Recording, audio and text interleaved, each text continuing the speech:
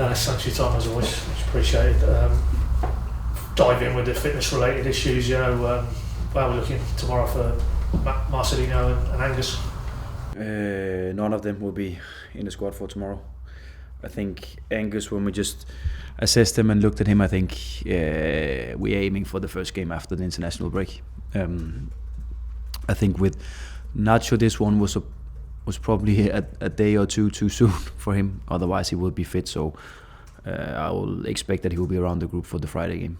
With Angus, I mean, you said after the Oxford game, maybe it was initially thought it was a bit of tightness. Is it a little bit more than that then? It's a little bit more than that, but it's not. So there is something, a little bit of an injury, but not that much. So we expect that he will be training with the group again after the international break and be available for the game. Is it West Brom we play against? I think it is. So hopefully he will be available for that one. And in terms of any of the other guys who were available on Friday night, no issues there? No, I can't even remember. So I find out tomorrow when the game starts. Yeah, he's got to that point now. Yeah, who turns up? Yeah. No, obviously, no. Jurassic, Forson, Gibbs this side. Forson will be back with us. It's probably a little bit too soon. So it's only if we really need him. I think we will put him on tomorrow, but he will be around the squad, and he's available again, and he's been training with us a couple of days. So it's just about building him up physically. But he's looking good, and of course we probably took a week or a little bit more to make sure that we really made sure that he was ready for training with the group. So he'll be back. But no Jurassic, no Gibbs. No. Has Gabe had that sort of exploratory op yet, full time? Yeah, that's a surgery issue now with him, where the tricky part is that they have to open to see what it really is, because it keeps coming back, the pain, and it keeps, no matter how we treat it, when he's about to enter those last 15-10% to make it really game realistic and game like and strike the ball as hard as he can, he feels pain. So we have to wait and see what it is. So unfortunate for him and for us. And I guess you can't, until you know the outcome of that, you can't really talk about it in terms of the season overall. I know you said Crescenti was out last week, but is that the surgery route with his ankle? I actually not fully updated because he's still in the boot, so I think it's about that. It's swollen, so it's for that to settle before we can do anything else about it. And I think that's what they're waiting for, to make a scan with him and to find out whether it's surgery or whether it's just rest as much as possible. But it was not looking that good, that foot, after the game. So the expectations is that is the rest of the season. I mean, in light of the Angus news, just to clarify, George Long, is he available tomorrow night? No, he's not available. George Long's not available either? No. Was that? I mean, was there no sort of concussion protocol related element? Yeah, so? We have to follow that. So there's a clear protocol for what we have to do when we can integrate him in training. When we can integrate him just as a part of a light training, passing stuff, not really diving in and not dealing with crosses and stuff like that. And he will be on the backside of this one, ready again to be integrated in training on full power and be ready for the game on Friday. Which by definition means, probably Reyes, you're going to have to put your trust in him again, him and Danbard. Yeah. But as he showed, in last year after the game Friday night, temperament-wise, it didn't faze him at all. So it probably, in many respects, because he's had that under his belt, got that out of the way, the debut and all that goes with it, you would think maybe, again, he could kick on from there again Tuesday. Yeah, I think he can, and I think, again, fantastic opportunity for him. I think despite the result, he had a very good Friday evening. I know he was disappointed still. I could see that he was very disappointed conceding that goal, but still a fantastic night for him, a great opportunity, and hopefully, because we see Vinny as a goalkeeper who can compete for a starting position with us in the future. This was probably not the time for him to do it, but definitely in the future. So it will not be anything bad for him to have another game in the championship tomorrow night. That will just be valuable minutes for him in his future career with us. Obviously Shane Duffy, just clarify that the status with him, is it case closed, he's training, he's available for selection? Yeah, he is. I mean, I will put it to you, because I've seen one or two express the view that do you play him and and not risk the consequences in terms of team selection. But does that miss the point completely about culture and how important that is and the importance you place on it? Yeah, we should have played him Friday. Basically playing Friday, yeah. Because obviously the knock-on impact in terms of how late it was in team selection. Yeah, and that's like I said in the press conference after the game. I think if you ask 10 coaches or managers, they will probably deal with that situation in 10 different ways. And I think the only thing we can do is make rules around that as clear as possible. So there's no real misunderstandings. There's no real, this can be a yes, this can be a no, this can be a yes, this can be a no, because then the players they don't know how to react and how to deal with situations like that. So we have been from the start very, very clear if there's any things like that happening. Also, if it's down to someone else, or let's say there's whatever incident, of course we can, in very few occasions we can probably look at the situation, but in most of them we have to just see it as it is, and we have a meeting when we're meeting in on game day to begin with, a set piece meeting, and unfortunately because of the situation he was not a part of that, and then the answer is easy to that situation. Moving on, it's second of a 3-game week cycle again.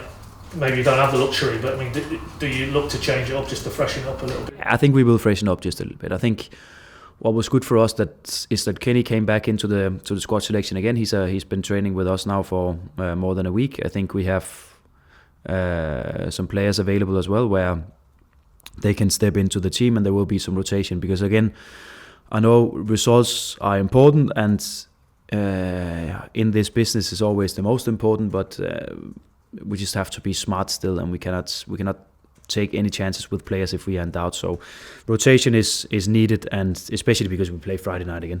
Yeah, well, I was going to ask you about him. I mean, he could now start in terms of Kenny. Yeah, Kenny. Yeah, he can.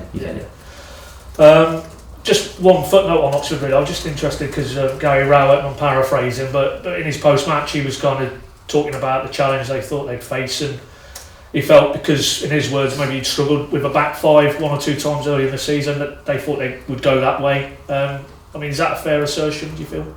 That maybe against fives you might struggle a little bit?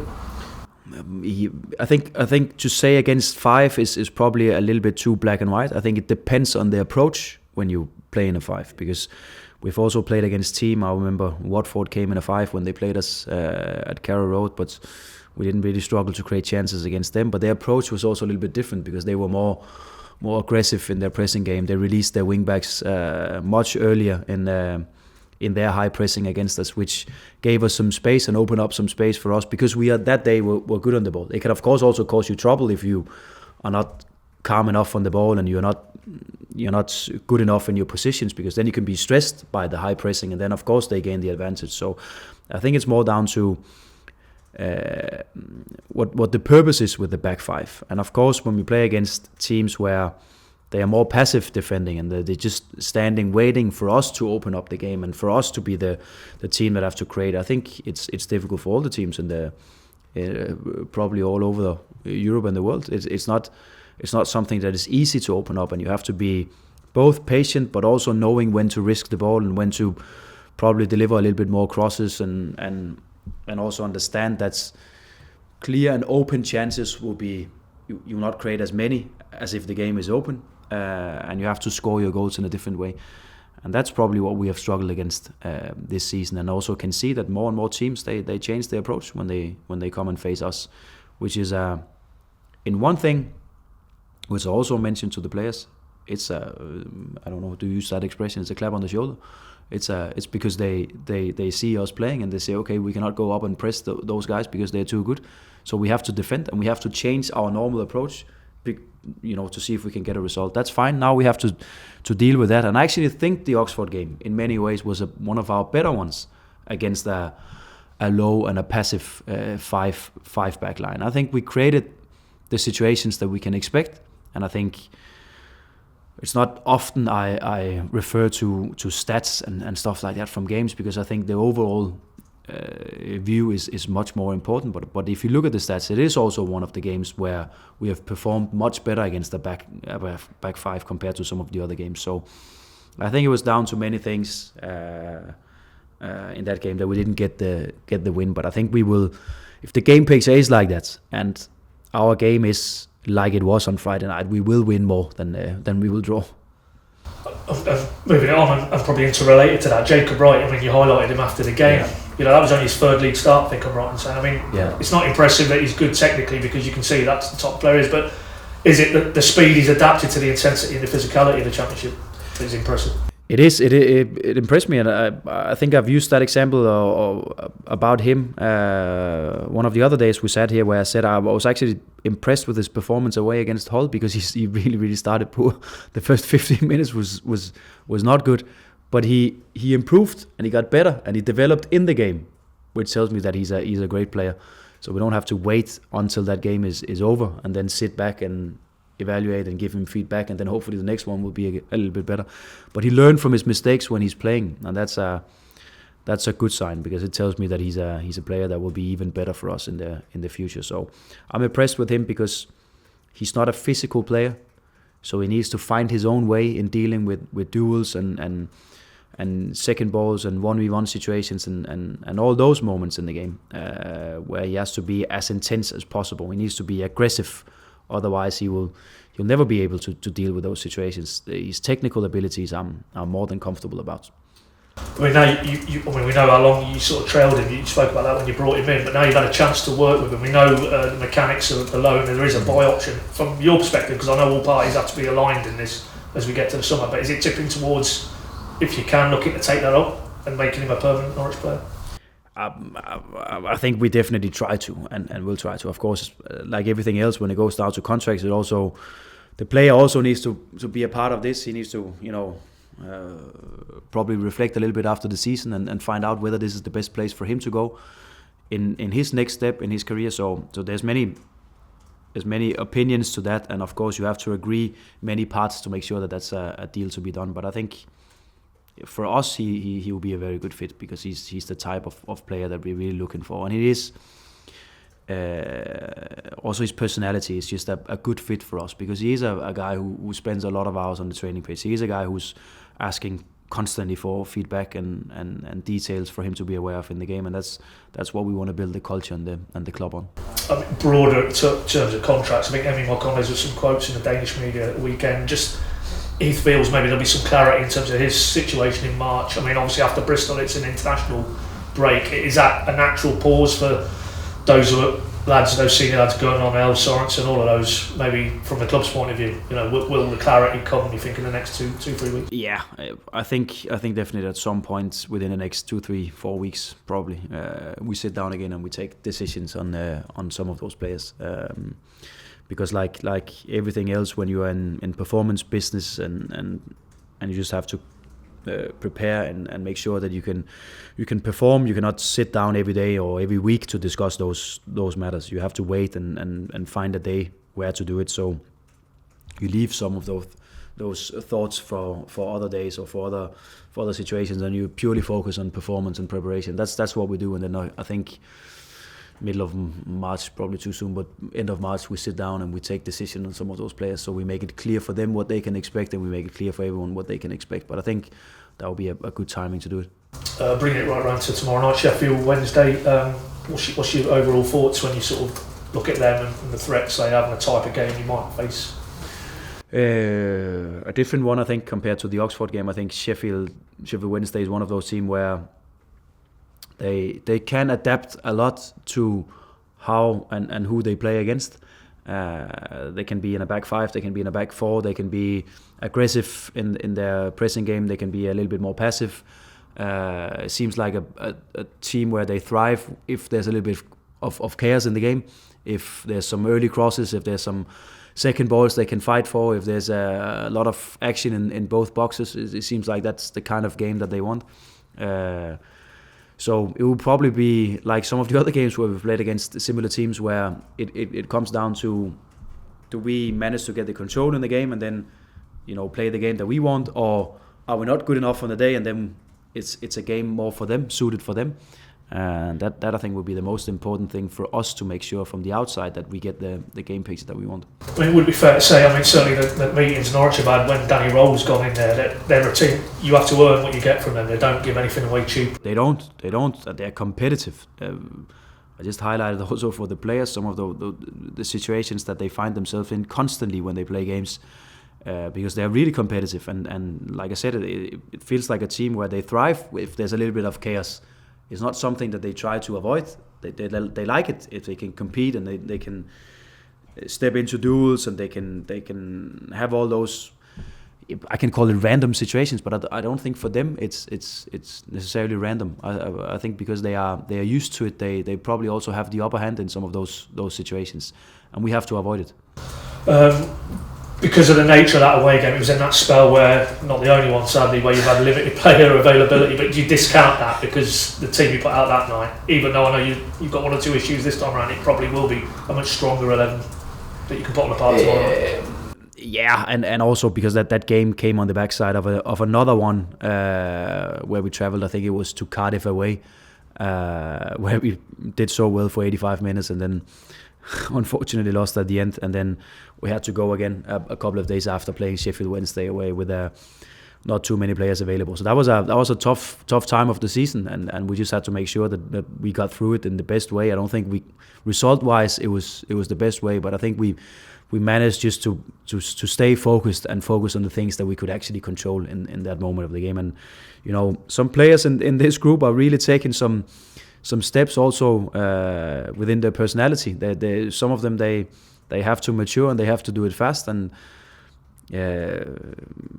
like I said a couple of times, I don't think it would be necessarily bad for us that we have tried this when we are further down the line with this team. That some of the young ones have been in those moments and some of them critical moments as well, because you learn so much about yourself, you learn so much about your group of players, you learn so much about what works for you tactical, what do you have to adjust, what do you have to change, and you definitely get some answers. It's not always fun answers. It's not always because we enjoy a late equalizer in Blackbird, but you learn from it, and hopefully at some point it will turn and it will be the complete opposite, where we can be on top end of the game. We can be the team that scores at the end of the game. We can be the team that learned from those games where it was not in our favour, all of it. And following on from that, I mean, part of that is also managing those emotions that come with the highs and lows. I mean, you know, you talked yourself after the Oxford game, purely on the Oxford 90 minutes, but a little bit of frustration, a little bit of annoyance how that game unfolded. But you look at it and it's you could say it's 1 win in 6, but it's also 1 defeat in 6. So, and within that was the Blackburn and the Derby games as well. So, is that a challenge though internally to manage those? And everyone who knows the two of us, Paddy, they know that we are always optimistic. So we look at it in that way, where it's one loss in 6 and not the other way. No, I was annoyed, and I probably still am, because again, I think most coaches in this world refers to stats when they lose games. That's probably how it is. Fair to say. That's also why I try to avoid it when we lose games. But now it was a draw, so I can do it. When I look at the stats from that game, we should never draw that one. We should win it 9.5 out of 10 times. I think there's so many good things going on. I think we kept them under a constant pressure, especially the second half, where we don't allow them anything. They have one counter attack. That's it for 45 minutes, and we have so many situations in and around the box. I cannot explain why Borja don't score at the end of the game, because he normally we're used to seeing him score on chances like that. But that's how it is in football sometimes, and you look for explanations, and there's probably not one we can find out here. But when I look at the game picture, when I look at the stats, we should win it. That's clear as that, and I hope we can create more and more and more of it, because it was. In many ways, I like to see the team out there. I like to see the control we had in the game. I like to see how much we can really put another team under pressure. And then for us, of course, is to develop that we can be much more efficient. That we, after the first goal, we score a second one. So the game is exactly where we want it to be. So we don't have to chase that much in the game, but we can be a little bit more on top. That I will definitely like us to be in the future. I mean, as you say, what you're talking about there, it's those fine margins within games. It's younger players learning and developing, and because they've gone through those experiences, they'll react maybe differently in a more positive way. We obviously know about the injuries as well. You know, all of those are mitigating factors. But I'm interested, you know, zooming out, allowing for all of that. Even though you've said since you walked through the door, this is a process, it's going to take time. But would you have hoped you're a little bit further along in the journey, or is it like you say, it's all those mitigating factors you have to take into account? I actually believe that we are quite far with this group. We've learned a lot with this group, but I'm 100% sure, but it will always be difficult to say, but I am sure that if we have had the consistent group of players together, we would have been even more competitive. And actually that would have been probably a little bit earlier than I expected. But I think there's been many good things in this season for us, even though it's not been perfect, even though there's been also games where we've not been good and we have not been good enough. And I'll be the first to raise the hand and say that I would like us to be much more consistent. But I also just have to look at the group and say there's so many young players where we put them into a game away from home in Sheffield United or Leeds United, and they just have to play that one. And we just expect that they can play it in our way and still be able to dominate a game. It's really, really difficult. But that's the ambitions that we have. And I hope also people watching this, they share the ambitions that I have. And they share the ambitions on behalf of the team, that they can expect what to see when we play games. They can expect a certain way of playing. They can expect an Norwich team that will go out and see if we can dominate, no matter where we are. And they should never go out and see us being too passive or too defensive in our mindset. They should be used to see that team. But I still need to say that, do you know what the average age was when we played Friday night? 23. That's quite a young team. What I come from is older than that. Yeah. So everything goes fast, and we just have to accept that that's been a fact for us this season. And you know, I'm not the one who will say that adversity will kill you as a team. I think it will be the complete opposite. I think when we find ourselves in those decisive moments, hopefully end of this season and then definitely next season, we have learned from it and we will be the better one. Just on off on a point, and irrespective of whether you stay in the top 6 race, whether it sort of goes away a little bit, what you're talking about there is this process. It's important that the season doesn't tail off in terms of the results and performances, because you need to have that mood, certainly with the fan base, that you're going into a summer and the building blocks are in place, and hopefully you can add a few more in the window, and then you're ready to go next season. Yeah. So I hope that's half of the answer. I hope that most of the fans, they can see where we're going. They can still see that, okay, we didn't win against Oxford, but there were still many good things in it. They can see that we didn't win in Blackburn, but we still went away from home and tried to dominate a team that was in the top 6 at that time. I think they can see that. But on the other half, I think they can also see where we're not good enough, and that's fine. And I think that criticism should always be towards me and not too much of the players, because I don't think it's fair to tell a 19-year-old that he should be able to compete for a team that should promote now. But I think we can in the future. But all those, if there's anything about team selections or decisions in game and stuff like that, that's me and the coaching staff, where we have to probably in moments of the game feel the group of players a little bit better in some ways, and see, okay, are we sometimes putting too many demands on some young players? Do we sometimes need to take it a step back and say, okay, we are where we are, let's accept that, and then just do the best that we can do. I think that's fair, but because we need results, we need to show everyone what we can do and how good we can be and how good results we can get when we are at our best. Of course we need that, and we need a win tomorrow evening, and that's as simple as that. Thanks as always, Johannes. Cheers. Of course. All the best. Thank you.